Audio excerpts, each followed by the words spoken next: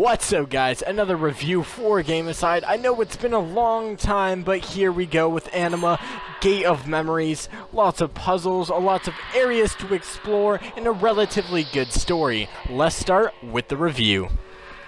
In this game you play as the Bearer, Calamities, and Ergo, and you can switch off characters anytime you want and level them up throughout the game. They're part of this ancient society called Nathaniel trying to fight off the darkness. You're going for this book called the Biblos, and then eventually you end up in this strange tower, and it's you to find up the truth of the tower. So essentially the story is the Bearer, Calamities, and Ergo trying to find the past and the present of this tower and trying to find out all of its secrets, and if there is something evil behind this tower, how to stop it. Here, Anima, Gate of Memories, it's something pretty cool that a lot of indie games don't usually do. For every line of dialogue or 2 lines of dialogue, they'll change the picture up so you see different angles and different ways they're standing and approaching, so you don't just see one picture for like 2-3 paragraphs and then you go on playing the game. So that part they did fairly well. When it comes to voice acting, I mean, it wasn't the best, but it did well for an indie. There is a decent amount of comedy in here between some of the characters, and they hit it perfectly.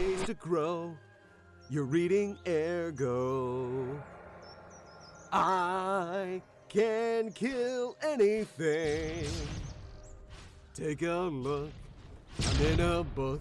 A reading Ergo. This is a free roam RPG, but it is on rails, but trust me, there are a lot of rails. There's a lot of extra things you can go and find, get better weapons, get better rings that you can attach so you can do better magic and melee damage and other things like that. And there are a fair amount of puzzles, some a lot harder than others. Yeah, and some of the puzzles are pretty hard. No, I'm not gonna rage. I'm not gonna scream. I'm just gonna cry a little bit. And it's a cool fact that every time I went into another place, I knew I wasn't gonna see the same exact thing. There was so many different environments to enjoy and explore. Unfortunately, some of the areas you go to are very barren. It's like all the things you have to do are all around this huge circle, and then they'll just throw in enemies in the middle of the area to make it not look so barren, even though in reality it definitely is. Just keep running, don't stop. Or you can stop, because there's nothing to see right here. Just keep running, You'll have the main part of the tower, which is called the Arcane, and there's all the center places you can go and talk to people, like this merchant here, where you can buy and sell weapons, artifacts, and other items to your leisure. You can also upgrade your character, not with just weapons and artifacts, but also just with a normal skill tree. But what's really cool about this is that you can make air and ground attacks different, so the Y button in the ground might be different from when it's in the air, but it's all up to you. And I gotta say, the combat is great, and the versatility that is given to the player of switching up the different characters and also all the different abilities you can do make it a nice touch.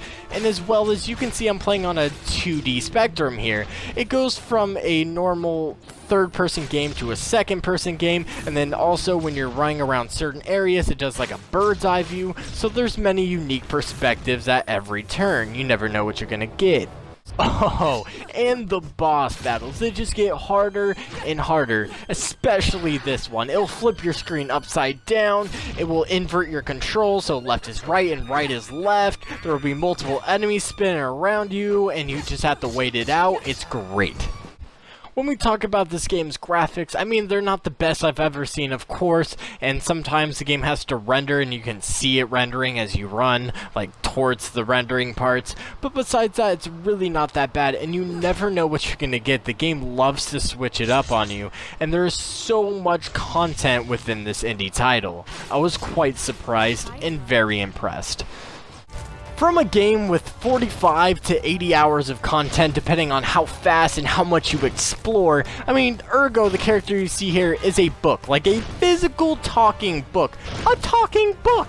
I mean, that's crazy, unless you're playing as him.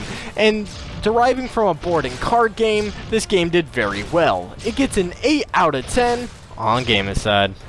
Do you think that I technically count as an audiobook? Do you?